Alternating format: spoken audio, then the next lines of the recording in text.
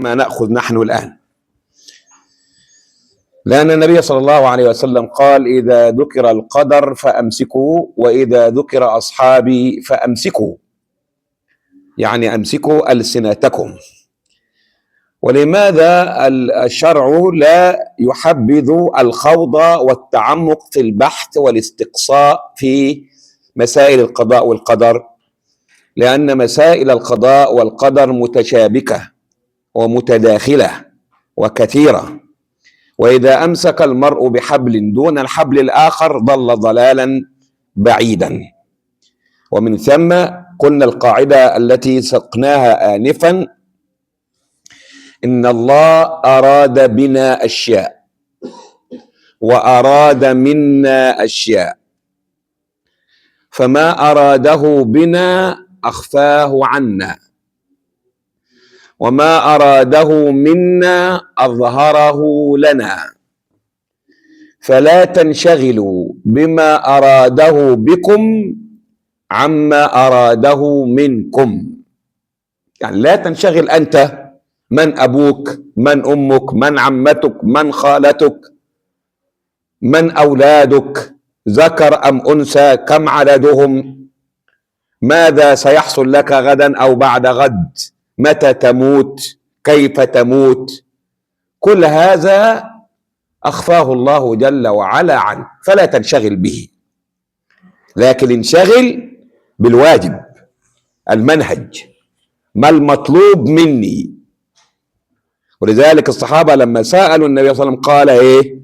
اعملوا فكل ميسر لما خلق له.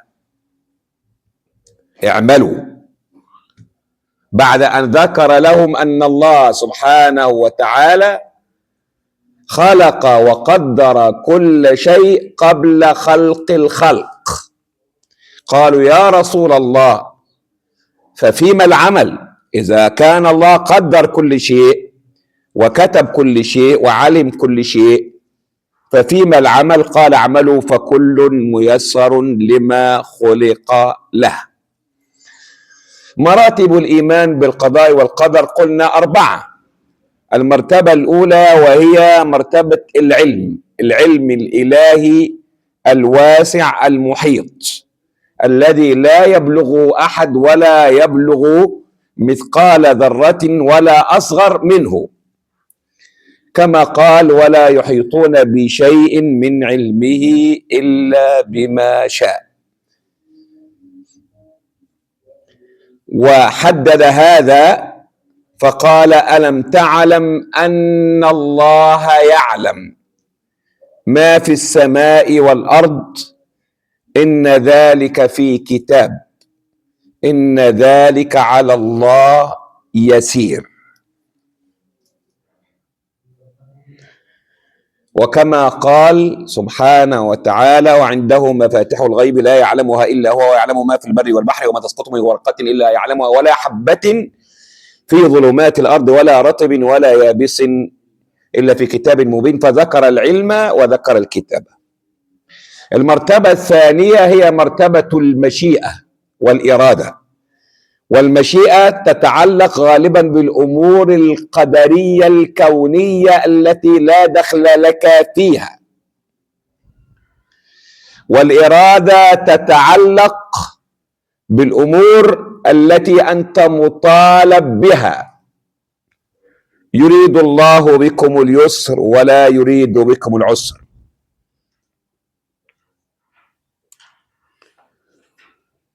وهذه الإرادة تمتاز بالحرية، فليس لها حدود وليس لها موانع ولا حواجز. والإرادة والعلم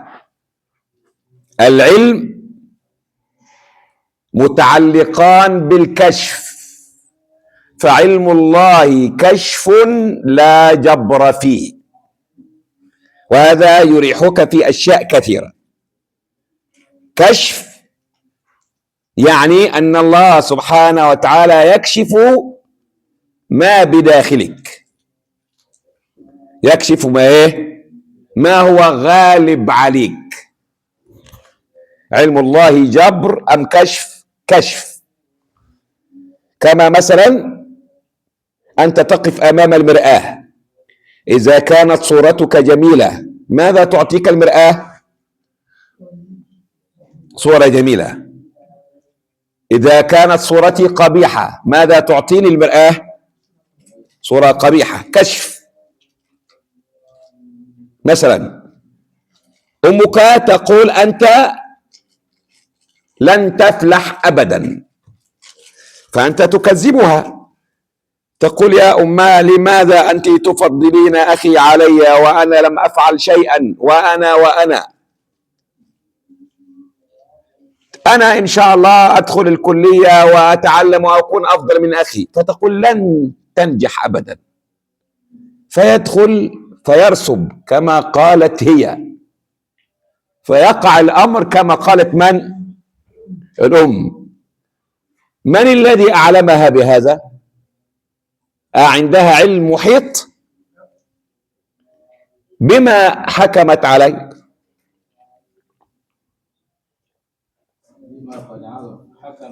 بالتجربة والمخالطة والمعايشة. يعني مثلا أنت لك صاحب في الحجرة، تقول لي إياك يا أستاذ أن تصدق هذا، أنا سكنت معه 2 وهو مخادع ومكار ومنافق وغشاش، وأنا لا أطيعك، فيقع الأمر كما إيه؟ كما قلت أنت، بالمعايشة. هذه إيه؟ بالخبرة، تعرف بالخبرة. ولذلك أنت عندما تنتهي من هذه الكلية تكون مثلا مدرسا، يقولون لك هل معك شهادة خبرة؟ ما معنى شهادة خبرة هذه؟ يعني أنك درست 1 و2 و3 سنوات فعندك خبرة، بخلاف المدرس الجديد الذي هو إيه؟ لا يعلم كيف يكلم الطلاب، ولا يعلم كيف يعد الموضوعات وكيف يقدم المعلومات. فهنا إيه؟ خبرة. فإذا كان هذا حال البشر مع البشر في كل شيء، فكيف نستعظم هذا على خالق البشر؟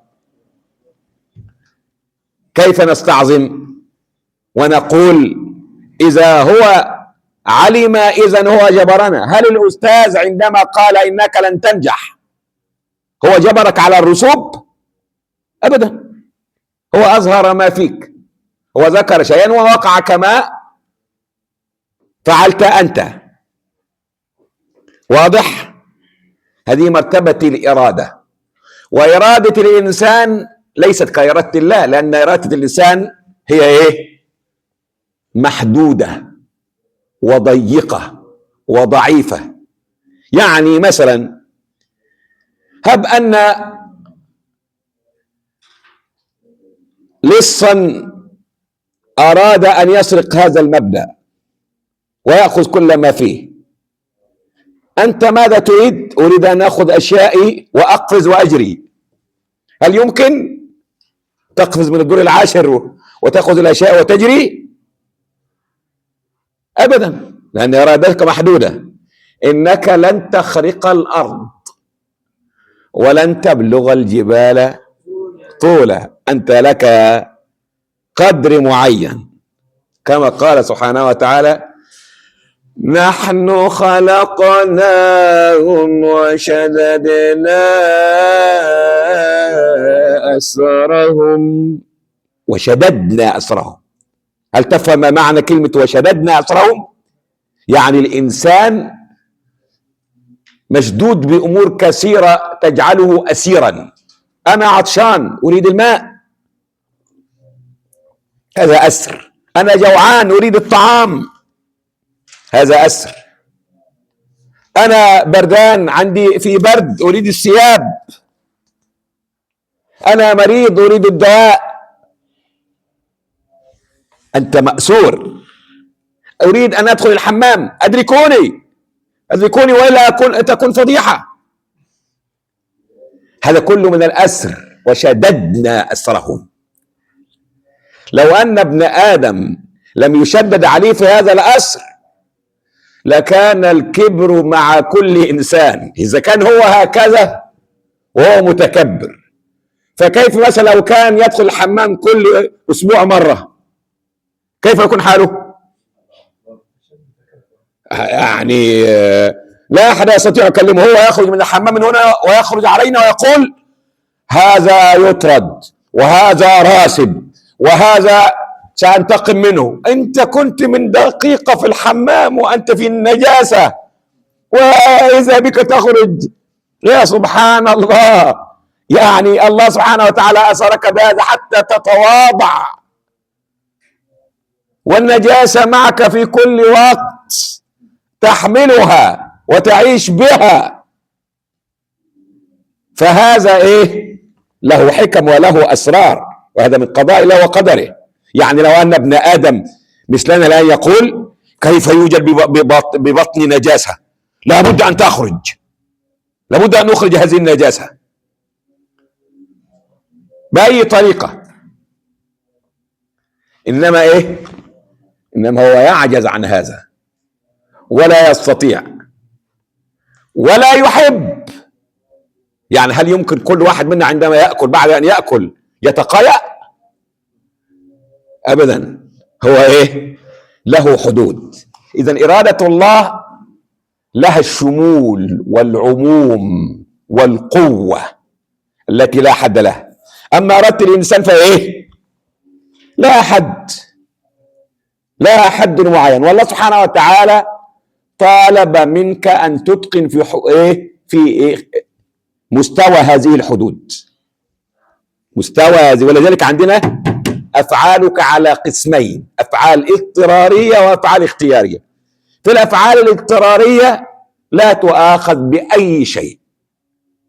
رفع عن أمتي الخطأ والنسيان وما استكرهوا عليه. وقد وقع هذا منك، لكنه لم يكن فعلا اختياريا مقصودا. يعني ممكن أنت شاب قوي وأنا شيخ كبير، فأنت بسرعة تجري ضربتني بكتفك هذا فمت أنا.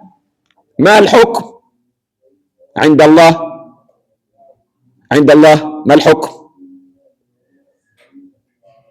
ها أجيبوا.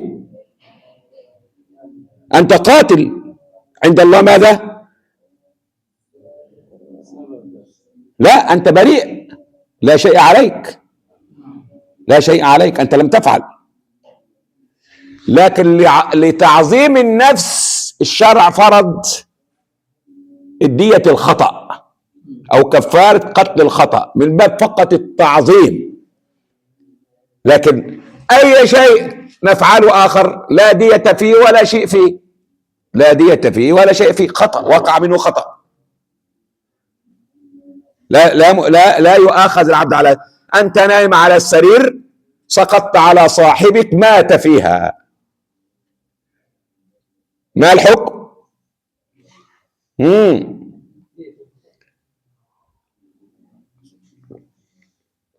دية، لكنه عند الله لا يؤاخذ بشيء. والنسيان، أنت نسيت أن هناك صلاة المغرب قد أذن لها حتى جاءت العشاء، الله سبحانه وتعالى لا يؤاخذك على هذا.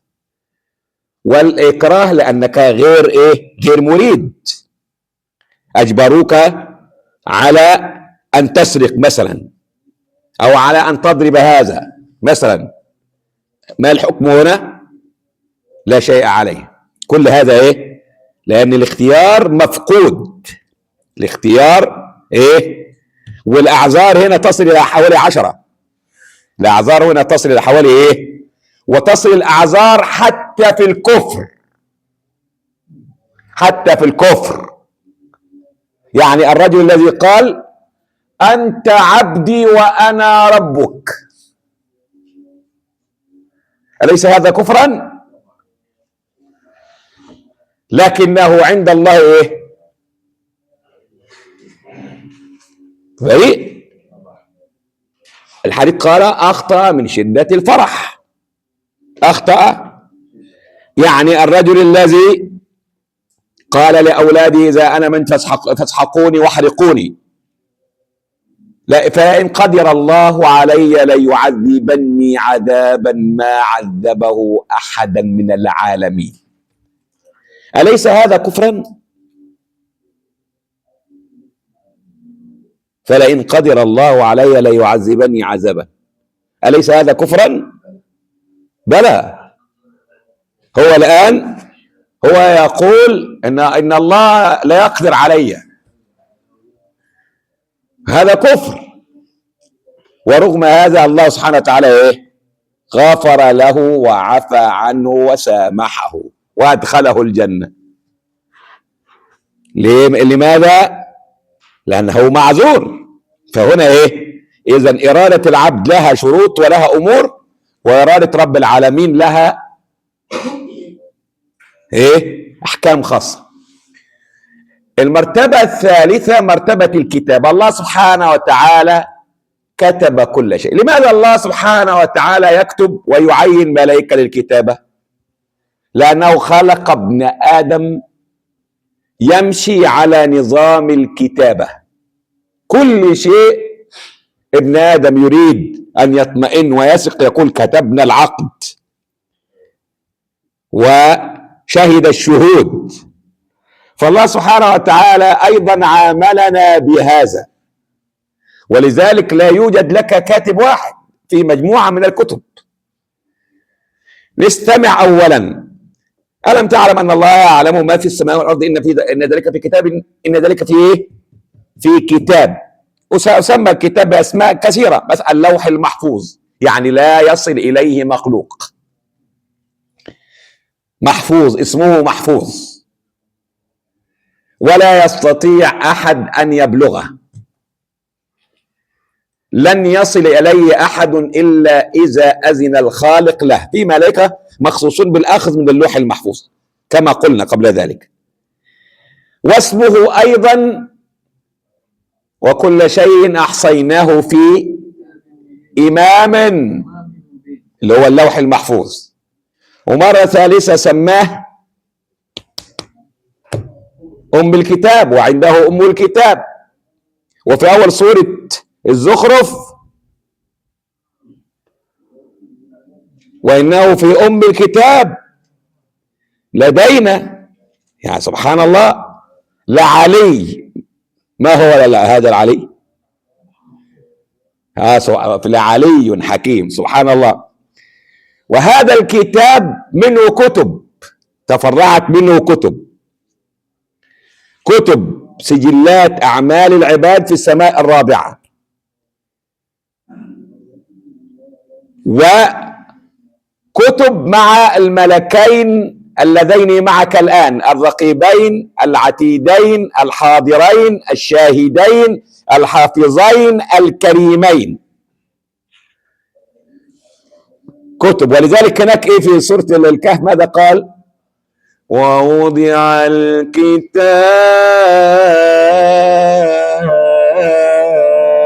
ووضع ايه؟ الكتاب. اي كتاب؟ هو الكتاب هذه ايه؟ لا هو الكتاب هنا ايه؟ اطلق البعض واراد الكل، يعني كتب سجلات اعمال العباد. ليه؟ لان كل الملكين معهما سجلات عنك. قال قرينه هذا ما لدي عتيد. في حديث البطاقة فينشر عليه 99 سجلا، كل سجل مد البصر. كل سجل كم طوله؟ يعني كم؟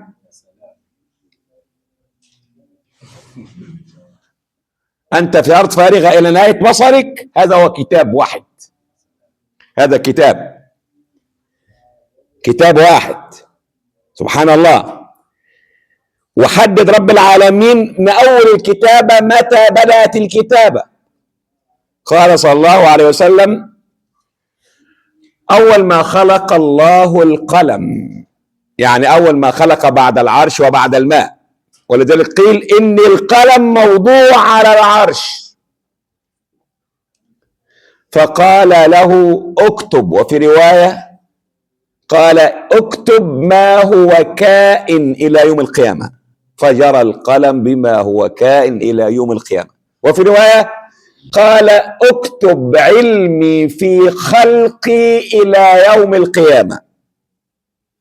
اكتب علمي في خلقي، لأن في علم آخر لا يعلمه القلم إلى يوم القيامة، فجرى القلم بما هو كان يوم القيامة.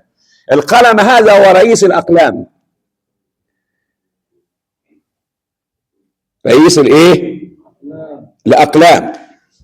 قال عليه الصلاة والسلام في الإسراء والمعراج: فوصلت إلى موضع أسمع فيه صريف الأقلام. يعني صريف يعني الأقلام يضرب بعضها بعضا، أصوات الأقلام.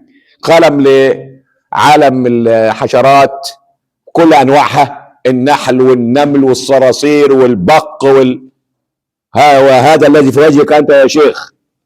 هنا أيضا في هناك قلم يكتب هذا، في قلم لهذا، هذا في هنا أمم هنا على الأقل 100,000 بكتيريا الآن موجودة، 100,000. تعرف شعرك هذا كم فيه من الحشرات؟ 100,000. هذا شعرك الجميل هذا. يعني عندما كشفوا في التلسكوب وجدوا لو أنت رأيت نفسك في التلسكوب لكرهت نفسك. كل هذا موجود هنا، ولكن الله سبحانه وتعالى غطاه سبحانه وتعالى. فهنا انظر، بارك الله فيك. إذا الكتابة والكتابة منها كتابة كونية وكتابة سنوية، اللي هي كتابة ليلة القدر. تنزل الملائكة والروح فيها بإذن ربهم من كل يعني من كل أمر في هذا العام. ولذلك عندما تنزل الملائكة في ليلة القدر تقول للملكين: هذا ينجح هذا العام، هذا يرسب هذا العام، هذا يتزوج هذا العام، هذا ينجب هذا العام، هذا يموت هذا العام. لأن الملكين لا يعلمان هذا. الملائكة تنزل تقول: هذا يحوج هذا العام.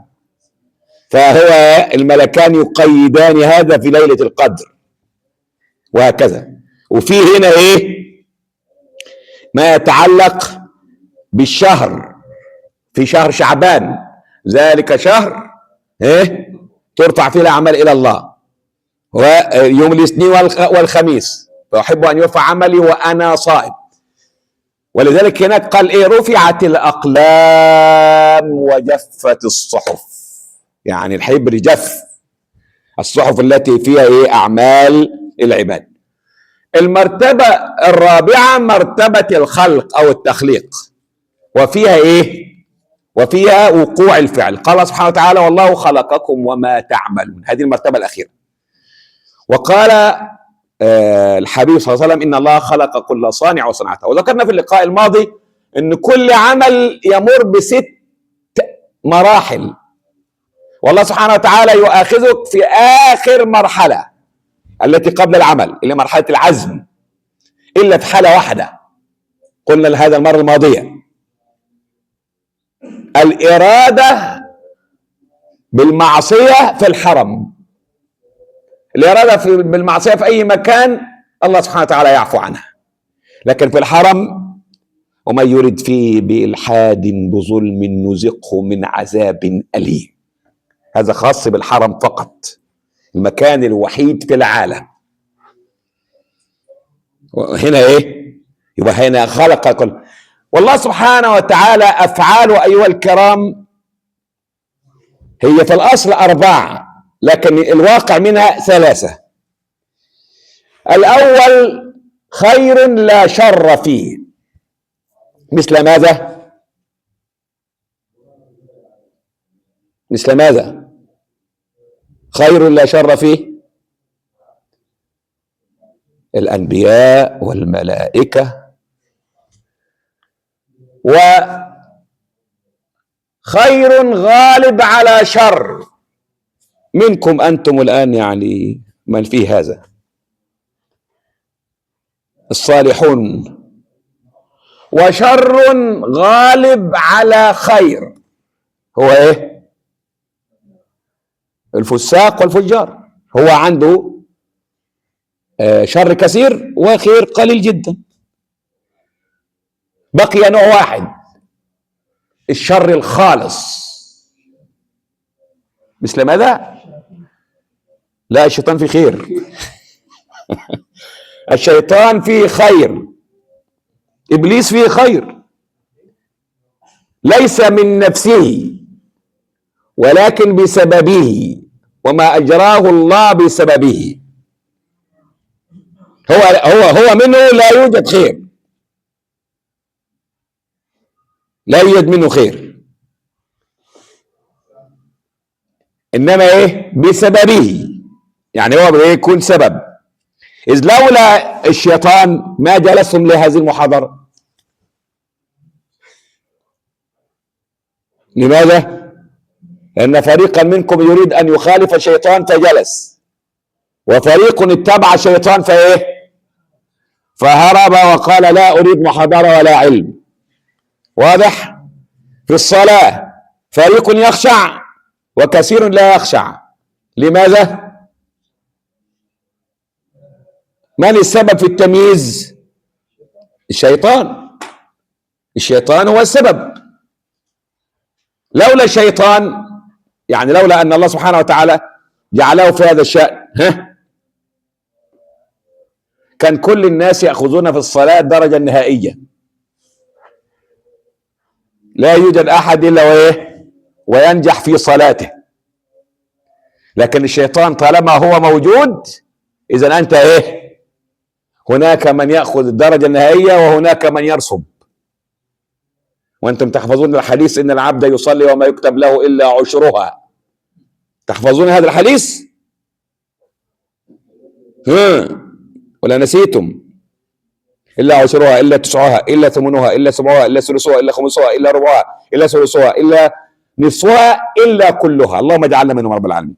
يعني معنى هذا أن أكثر الناس في الصلاة راسبون. أكثر الناس في الصلاة عندهم دور ثاني. لكن لا ينفع في الصلاة دور ثاني، لا ينفع أبدا. فهنا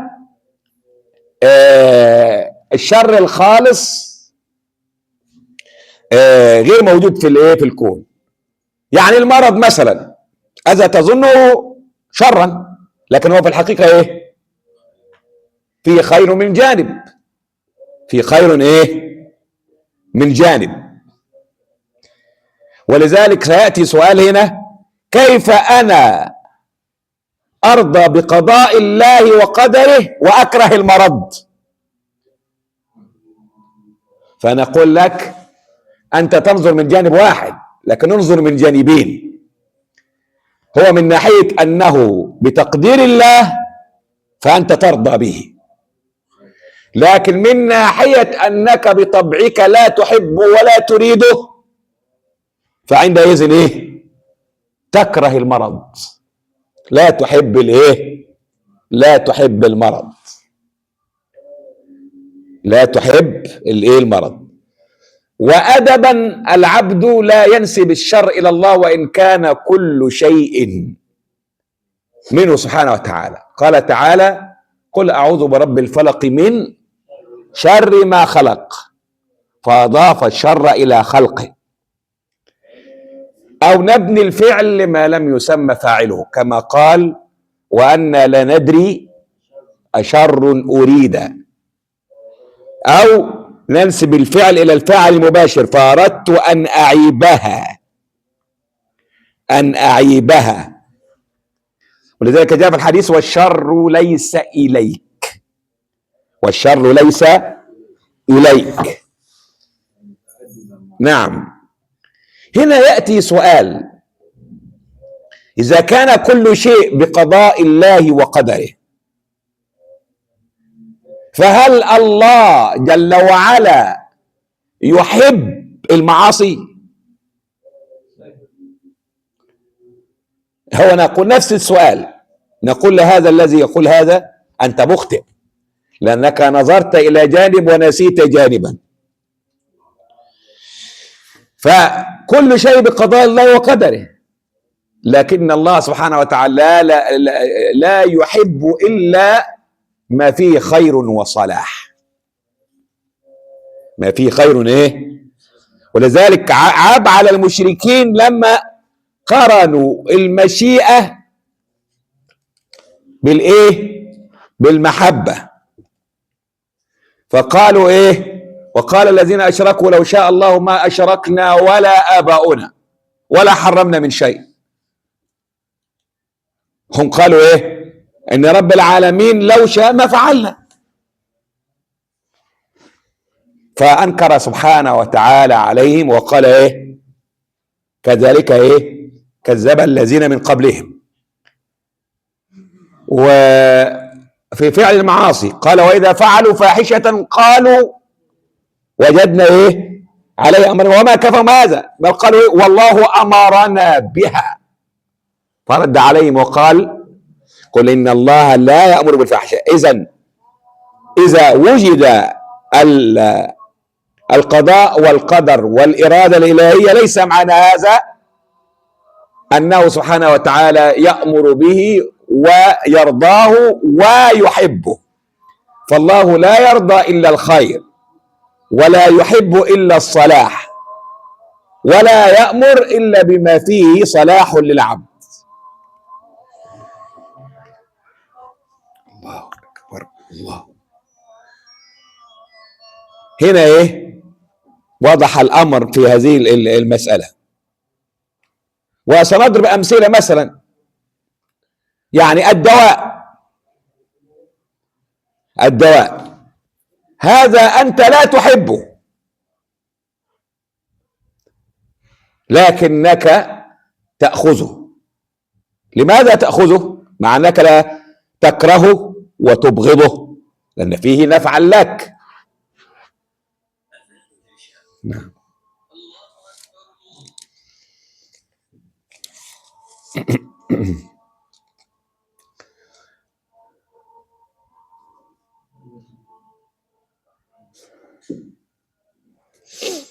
الله أكبر.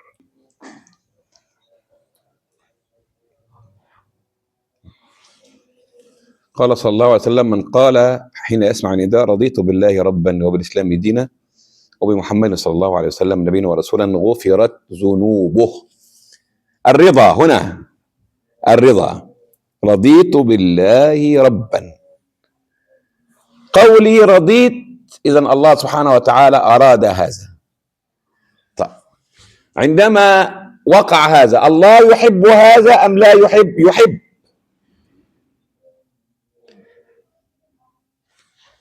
فهنا اجتمعت عدة أمور: الرضا والمحبة والإرادة والكتابة والعلم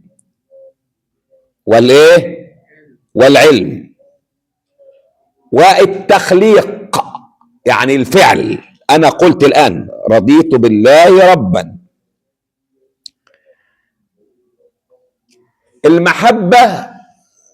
المحبة لا تستلزم،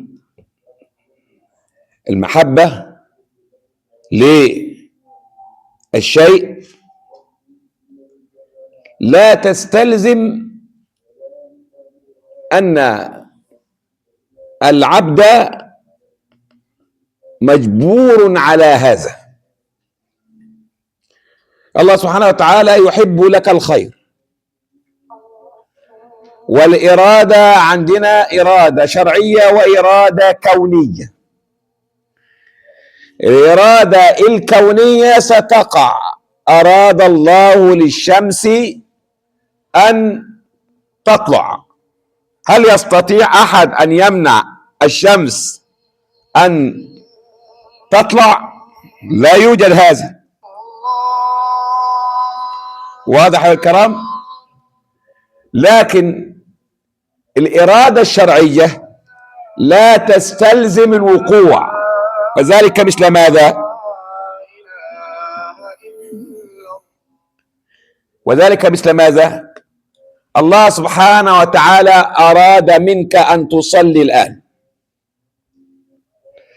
ومعنى كثير لن يصلوا الآن.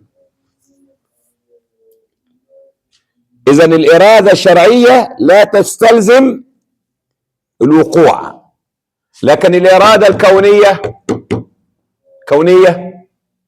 سيقع رضيت أم لم ترضى، هذا لا نقاش فيه، هذا لا نقاش فيه. يأتي أمر آخر، الدعاء والرضا. يعني نحن الآن نقول إن الله سبحانه وتعالى رضي لي كذا أو قضى بكذا،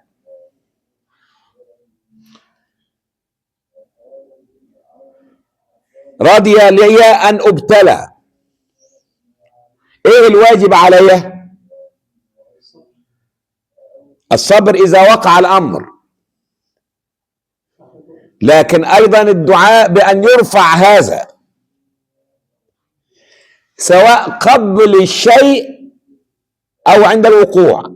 عند الوقوع أدعو، ابتليت، لماذا أدعو؟ ليرفع الله جل وعلا ما بي. يعني أنا الآن عندي ضيق صدر، فأدعو الله سبحانه وتعالى أن يذهب عني وحر الصدر، وأن يرزقني الطمأنينة والسكينة. هذا وقع. لكن قبل الأمر أسأل الله السكينة، اللهم ارزقني سكينة القلب وطمأنينة الفؤاد وراحة النفس وهدوء البال وصفاء القلب وشرح الصدر. واضح؟ فهنا الدعاء لا يناقض الرضا. أنا راضي، يعني واحد يقول كيف أنت راضي وتدعو؟ يعني أنت راضي الآن بالمصيبة التي نزلت عليك، كيف؟ واضح السؤال هنا؟ يعني اجتمع عندي الآن المرض أو المصيبة التي وقعت علي، وأنا أدعو إما أن يخفف الله وإما أن يزيل الله. يخفف يعني أن يجعلها خفيفة أحتملها، أو أن تذهب أصلا، ترفع من أصله. فهنا هنا دعاء ورضا. فواحد يقول كيف تأمرون بالرضا عند المصيبة ثم أيضا تطلبون الدعاء عند المصيبة؟ يعني الرضا، فنقول هذا الرضا في الأصل لأن الله سبحانه وتعالى هذا مرضي عنده، لذلك أنا رضيت فأرضى بما ترضى. هاي. ولماذا أدعو؟ لأنه أمرني أن أفعل هذا. هذا اسمه في كلام كبير يعني، فاصطبروا علي قليلا فيه. اسمه دفع أقدار الله بأقدار الله. هل تفهمون؟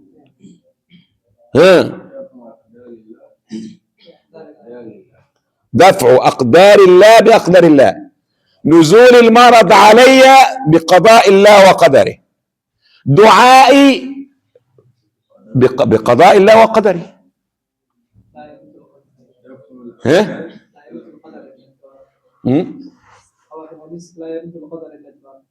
نعم، هذا موضوع آخر.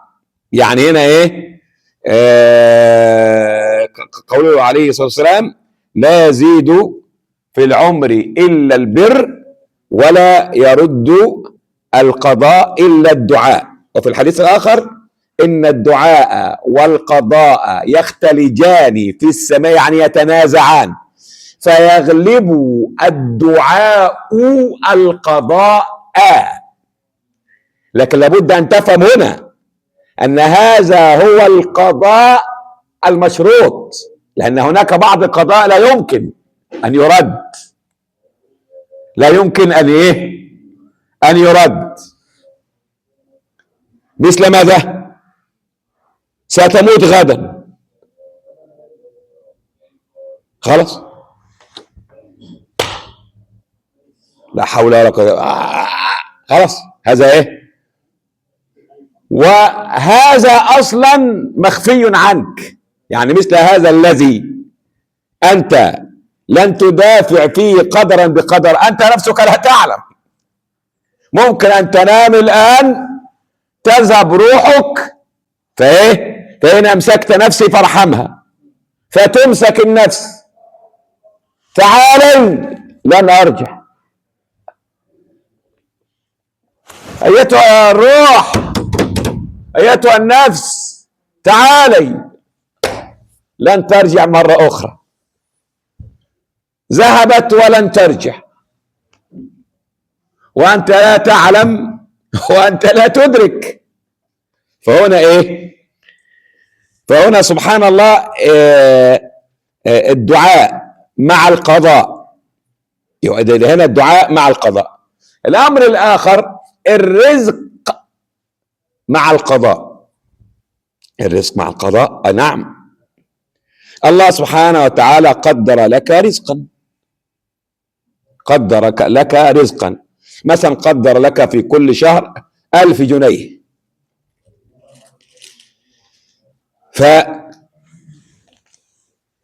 فهذا فيه كما قلنا شيئان: في رزق مشروط، وفي رزق غير مشروط، الله سبحانه وتعالى أخفاه. رزق كيف هذا؟ أنت تمشي في الشارع، كيس قاذورات فرجلك تلعب به وتعبس، تلعب الكرة في الشارع، فإذا بك ترى فيه أشياء ثمينة. ما هذا؟ مال كثير جدا. هذا هذا غير مشروط، هذا غير أما أنت لا تعلم، أنت تمشي في الشارع جاءك رزق من حيث لا يحتسب، إن الله يرزق من يشاء بغير حساب، وذلك قال من يشاء. هذا غير مشروط. لكن مشروط إذا أنت اجتهدت وعملت جاء المال، إذا لم تعمل لن يأتي المال.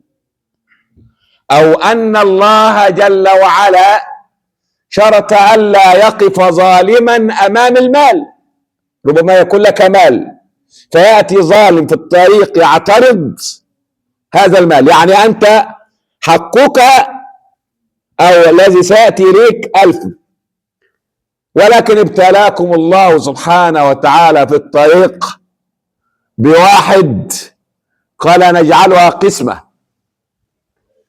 المال يأتي من نيجيريا أو من أفريقيا الوسطى، وفي الطريق واحد أخذ جزءا، فهذا هذا اسمه مشروط إما بعملك أو أن الله يدفع ظالما كان أخذ هذا المال. فهنا له شرطان.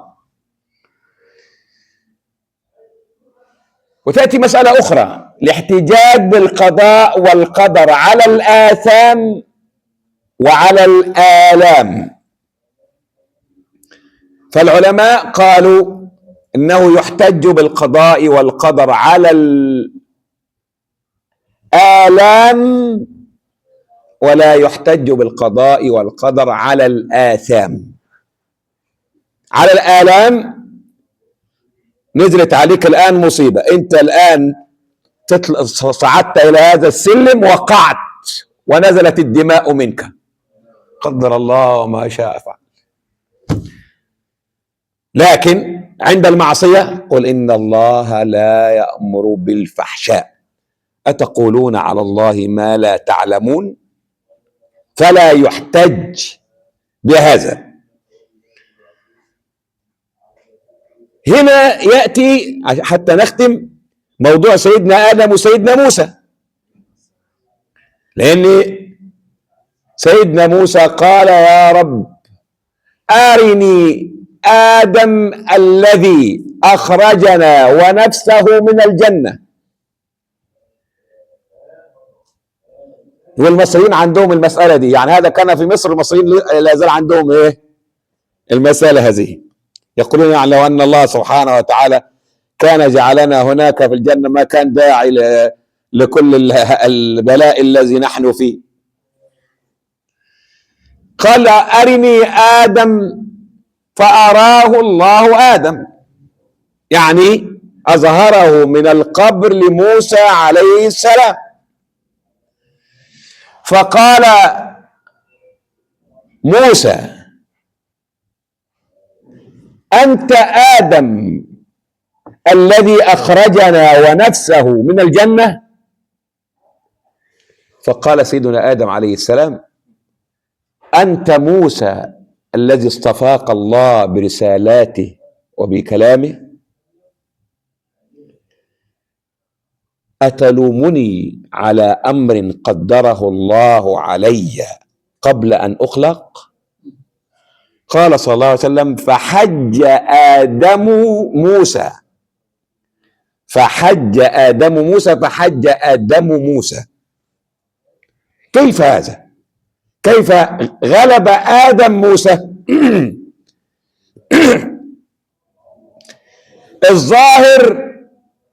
الظاهر مع سيدنا موسى، الظاهر مع سيدنا موسى، لكن سيدنا آدم كيف حج موسى عليه السلام؟ حجه لأنه تاب من الذنب، وإذا تاب العبد من الذنب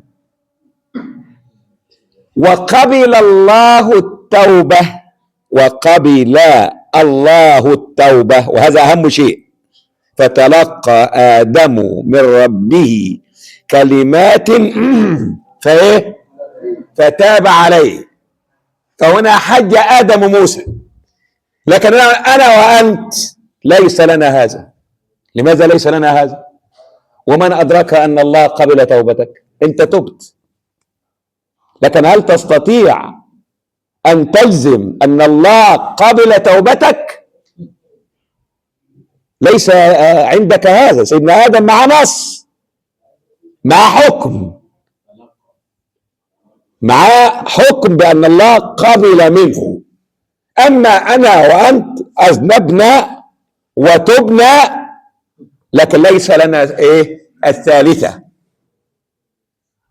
لم نأخذ صكا أو جوازا بأن الله قبل منا التوبة، لم نأخذ هذا، إنما سيدنا آدم أخذ هذا. ولذلك حج آدم موسى، حج آدم موسى عليه السلام، عليهما السلام. فهنا لا يحتج بالقضاء والقدر على الآثام، وإنما يحتج به على الآلام. فالرضا والمحبة لا يستلزمان موافقة الإرادة، إذ قد يشاء الله أو يريد الله، وعلمنا الفرق بين الإرادة والمشيئة، الشيء ولا يحبه، يريد الشيء ولا يحبه. يعني أراد فساد المفسدين، أراد الله هذا، لأن كل شيء يقع في الكون بإرادته وقضائه وقدره، لكنه لا يحبه. ولا يرضاه، أراد كفر الكافرين، لكنه لا يحبه ولا يأمر به ولا يرضاه ولا يحث عليه ولا يفعله، لا هذا ولا هذا. ولذلك قال سبحانه وتعالى ايه لهم: قل إن الله لا يأمر بالفحشاء، أو كما في سورة آل عمران، من يحفظ عندما قالوا هل لنا من الأمر من شيء، يعني نحن مجبورون ورب العالمين جبرنا على الكفر. فقال: قل إن الأمر كله لله، يخفون في أنفسهم ما لا يبدون لك، يقولون لو كان لنا من الأمر شيء ما قتلنا هنا، قل لو كنتم في بيوتكم لبرز الذين كتب عليهم القتل إلى مضاجعهم.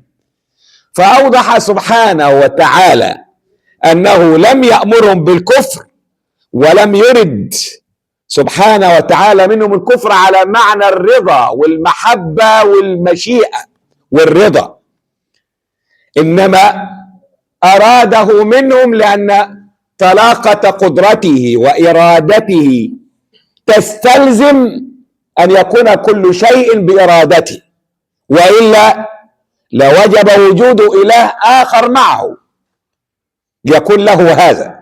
وهذا الذي أوقع المشركين فيما وقعوا فيه قديما وحديثا بالنور والظلام والإلهين. ولذلك القرآن بيأكد المسألة دي، مسألة إن أساس الكفر والشرك جاء من مسألة إلهين. وقال الله: لا تتخذوا إلهين اثنين إنما هو إله واحد، لأنه هو كل واحد يعبد صنما أو حجرا أو غير ذلك عنده الموضوع النور والظلام والخير والشر، وأن الله سبحانه وتعالى هو الذي أراد هذا، وهو الذي أحب ورضي، فرد فرد عليهم. إذن أجبنا على كون الحق سبحانه وتعالى كيف سبحانه وتعالى يأمر العبد بالرضا، وفي الوقت نفسه الله سبحانه وتعالى يأمر العبد بالدعاء. والله سبحانه وتعالى ينزل بالعبد ما ينزله، ثم يأمره بأن يدفع القدر بالقدر. أسأل الله سبحانه وتعالى أن يجعلنا من الذين يدفعون القدر بالقدر، وأن يرضينا بقضائه. اللهم صبرنا على امتحانك وابتلائك، اللهم اجعلنا من عبادك الشاكرين، وبأسمائك وصفاتك وأفعالك ما علمنا منها وما لم نعلم.